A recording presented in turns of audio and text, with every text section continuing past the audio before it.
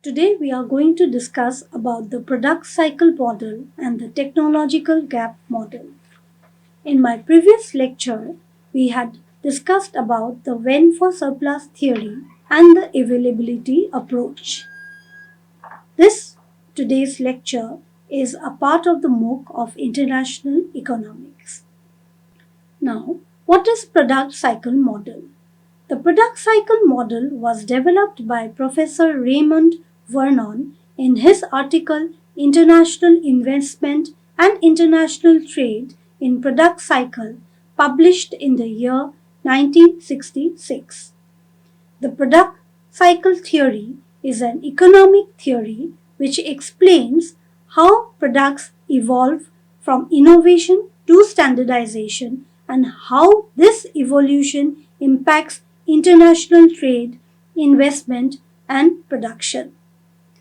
This theory is especially relevant in understanding how multinational corporations operate and why certain industries relocate production internationally.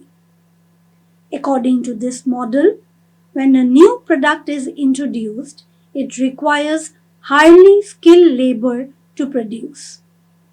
As the product matures and acquires mass acceptance, it becomes standardized. It can be produced by less skilled laborers and by mass production techniques.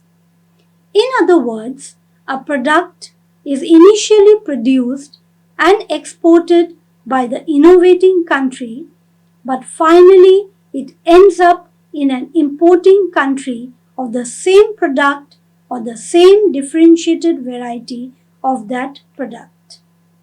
The basic argument in this model is that the factor requirements of a product differ over its lifetime so that there is a cycle in the production of it.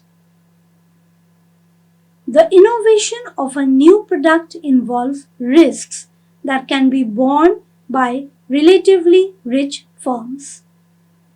According to the theory, the pattern of trade has been witnessed in case of several products such as electronic goods, synthetic materials, motion pictures, consumers' durables, and office machinery and equipments. The classical example of the product cycle model is provided by the experience of US and Japanese manufacturers of radio. Immediately after the Second World War, the US manufacturers dominated the world market of radios based on vacuum tubes.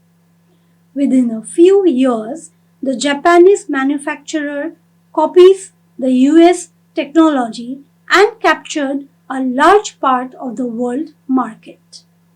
The US then introduced transistors. Once again, Japan could produce them at lower cost and recapture the world market. Then the US manufacturers introduced the printed circuits. Even in this case, the Japan followed the technology and expanded its exports. Similar is the pattern of trade concerning automobiles involving US and Japan. According to this theory, the products generally pass through 5 different stages of production.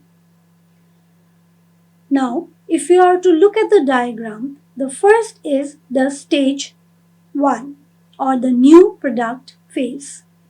The product is produced and consumed only in the innovating country.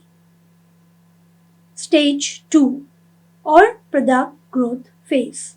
In this stage, there is not yet any foreign production of product so that the innovating country has a monopoly in both the home and the export markets. Now look at the stage 3 or the product maturity phase. In this stage, the product standardized and the innovating firm may find it profitable to manufacture the product. Thus, the imitating country now starts producing the product for domestic consumption. Next is the stage 4 or the product decline phase. At this stage, the imitating country facing lower labor and other costs, now the product has become standardized and the production of the product in the innovating country starts declining.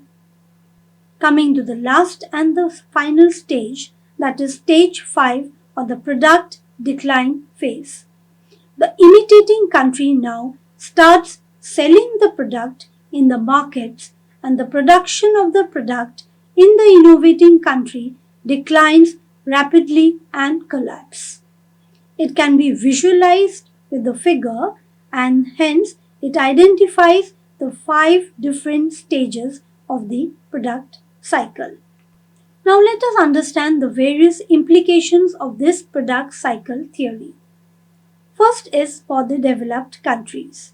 This theory acts as an innovation hub but face the challenge of maintaining competitive advantages as production shifts abroad.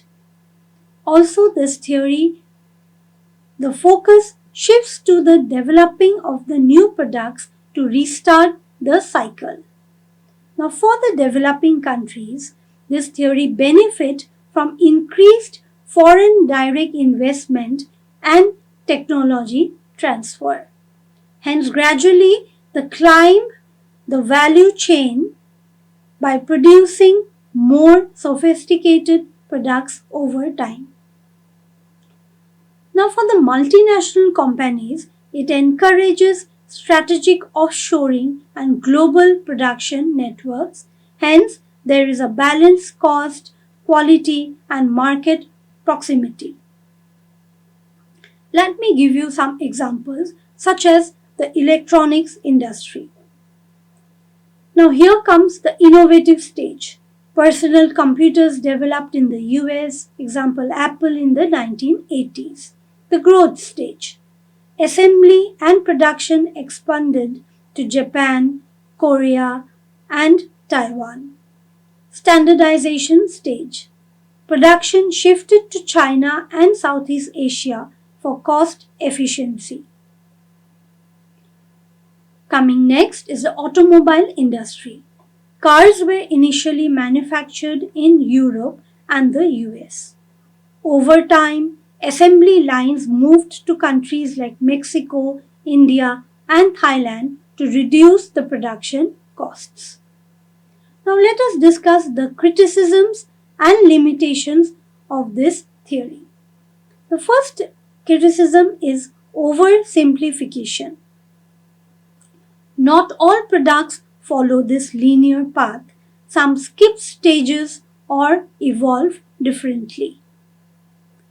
Second, emerging markets. Rapid industrialization in some developing countries, example China, challenges the traditional role of innovation solely residing in developed countries. Globalization. Now, the different advances in communication and technology blur the boundaries of the product cycle as companies can simultaneously innovate, produce, and market globally. Again, the assumption that innovating firms have no information about conditions in foreign market. Next, it is not exposed to different home environment from other advanced countries. New products. New products may not be initially developed in capital-rich countries. Next, developing countries may not be late starters in the process of absorbing the innovations of advanced countries. Hence, ultimately, we can conclude that the product cycle theory provides a framework for understanding the dynamic relationship between innovation, production, and international trade. While it is a foundational concept in international economics, evolving growing trends necessitate modifications and broader perspectives. Hence, in this part, we have discussed about the product cycle model, the various stages of the product cycle model, the assumptions of the product cycle model, citing various real-life examples, and various criticisms and limitations of the product cycle model. In my next part, we are going to discuss about the technological gap model. Now, this theory is given by M.V. Posner in 1961. He analyzed the effect of technology on international trade, unlike Hector-Olin model, which is based on the assumption that technology is the same in all trading countries. The technological gap model is an economic theory that explains international trade patterns based on technological differences between countries. This model highlights how the ability to innovate and adopt technology affects trade dynamics and economic development.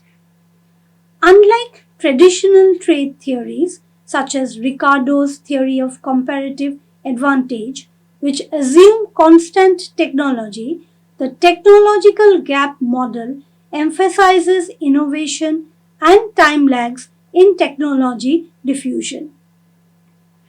He regards technological changes as continuous process and a technological innovation in the form of production of a new good in one country leads to the imitation gap and demand gap in the other country. This theory explains the sequence of innovation and imitation as it affects the patterns of the trade. When a firm innovates a new product, it becomes profitable in the domestic market and enjoys a temporary monopoly. This product is exported to foreign market and has an absolute advantage. Innovating countries' profit encourages imitation in other country. Till the importing country learns the new process, the innovating country will continue to export the product and have a comparative advantage in it.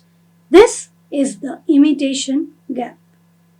Now let us understand certain concepts of this technological gap model. The first is technology and innovation.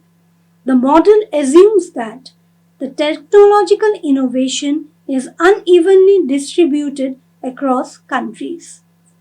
Advanced economies lead in developing new products or processes due to their superior research and development capabilities, skilled labor, and institutional frameworks.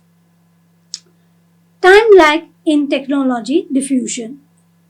When a country introduces a new technology, it creates a temporary advantage over others. Other countries require time to imitate or adapt the innovation, leading to a technological gap. During this lag, the innovating country can dominate production and exports. Imitation and diffusion. Over time, other countries close the gap by adopting the technology. Also, the initial innovator loses its exclusive advantage as competitors emerge. Next, role in international trade. Innovation drives exports from the innovating country to other nations that cannot yet produce the new technology. As the gap closes, trade patterns shift and the initial disadvantage diminishes. According to Posner, the imitation gap has three components: foreigners' reaction lag, This is the time taken by the innovating firm to start the production of the new product. Next comes the domestic reaction lag. This includes the time taken by other domestic producers to follow and establish a hold on the domestic market. The third one is the learning period. This is the time taken by domestic producers to master the technique of producing the new product and selling it in the domestic market. There is also a time lag, which is the time taken by consumers in the importing country to acquire the taste for the new period. To obtain the period during which its imports will continue, the demand lag must be subtracted from the imitation lag. Now we have different stages of the technological gap model. The first stage is the innovation stage. A country introduces a new product or a production method in this stage. The production is concentrated in the innovating country. Also, exports are directed to countries lacking the technology. Next comes the imitation stage. Other countries begin to adopt or replicate this innovation. Domestic industries in these countries emerge, reducing their reliance on imports. Third is the diffusion stage. Technology becomes widespread and standardized. The innovating country faces competition from both domestic and foreign producers. Trade flows stabilize or reverse as new innovators emerge. Now let us discuss the various determinants of the technological gap model. Research and development and innovation capacity.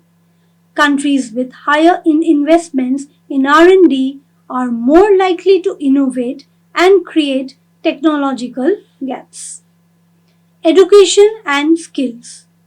A well-educated workforce accelerates innovation and the adoption of new technologies. Institutional support.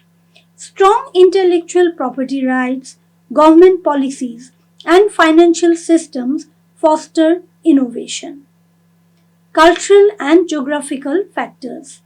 Entrepreneurial culture, global connectivity, and infrastructure also influence the pace of innovation and imitation. The different stages can be shown in this particular diagram. Now, explanation of this particular figure or diagram.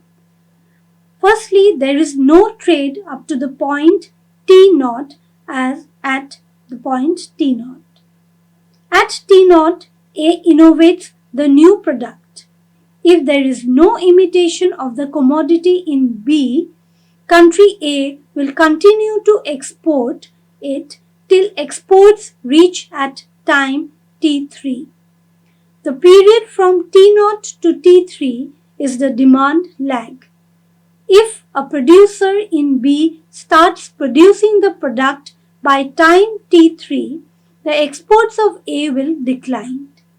If producers in B are unable to adopt the innovation of the new commodity till time T4, the country A will continue to export.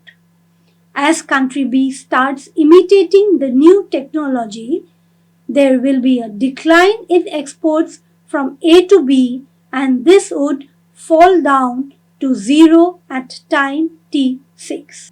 Now coming to the implications of the technological gap model.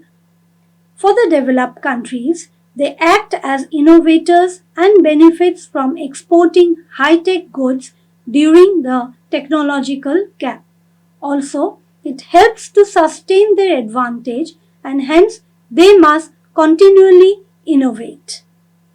For the developing countries, they play the role of imitators, benefiting from technology transfer and learning by doing. Hence, over time, they can close the gap and even become innovators. For global trade, again, technological gaps drive comparative advantages, influencing trade patterns and global production networks. Now, let us discuss the criticisms.